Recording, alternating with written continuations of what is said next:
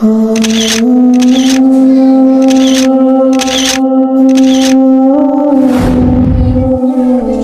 5 কিংবা 6, তবে আমার মনে আছে এর মধ্যে আমাকে আমার মা বাবা সঙ্গে করে স্কুলে ভর্তির জন্য নিয়ে গিয়েছিল, কিন্তু ভর্তি নেয়নি আমাকে।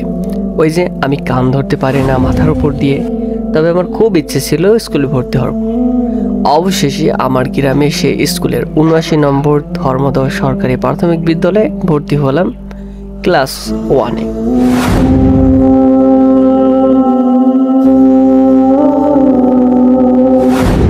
আমার বাসা স্কুল থেকে প্রায় 5 মিনিট দূরে। সঙ্গে আমার গ্রামের বন্ধুরা ভর্তি হলো স্কুলে। অবশেষে আমরা 1 জানুয়ারি নতুন বই পেলাম। আহা, নতুন বইয়ের ঘ্রাণ আমাদের মুগ্ধ করে।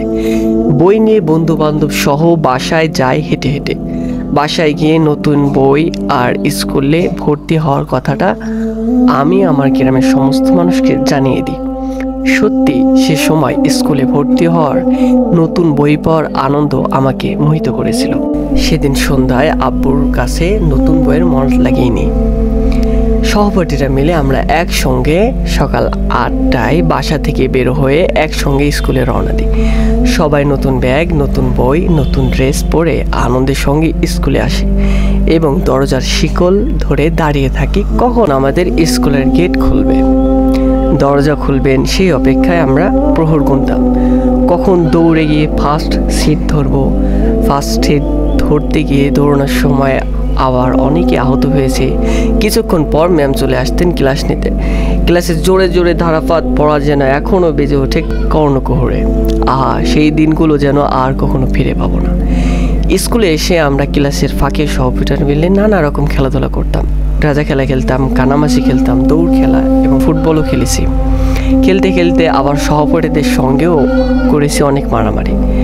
মনে পড়ে প্রাইমারি স্কুলের জীবনে আমাকে বাসা থেকে প্রতিদিন 1 টাকা করে দিত। সেই টাকা পেয়ে আমি মহা খুশি। আমাদের স্কুলের পাশে দোকান ছিল। ক্লাসে পড়া না পারলে ম্যামদের কানডলা, বেতের বাড়ি, কান ধরে উঠবাস করা, এগুলো যেন ছিল নিত্যদিনের সঙ্গী।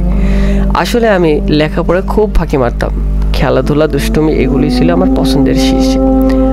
আর স্কুলে কম যেতাম বলে হেড ম্যাডাম আমার বাড়িতে আমার বন্ধু বান্ধবকে পাঠাতো যে যাও রাসেলকে ধরে আনো।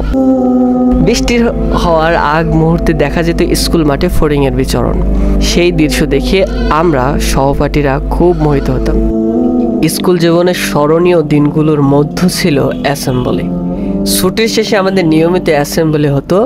ছুটি হওয়ার সঙ্গে সঙ্গে আবার অনেকে অ্যাসেম্বলি করার ভয়ে পালিয়ে যেত, কিন্তু বড় ভাইয়েরা তাদের দৌড়ে গিয়ে ধরে নিয়ে আসতো, অ্যাসেম্বলিতে দাঁড় করিয়ে দিত।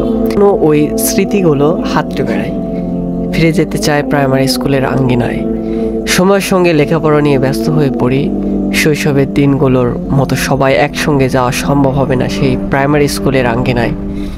সবার আগমনে আর মুখরিত হবে না আমাদের সবার ফেলে আসা অতীত 79 নম্বর ধর্মদহ সরকারি প্রাথমিক বিদ্যালয়।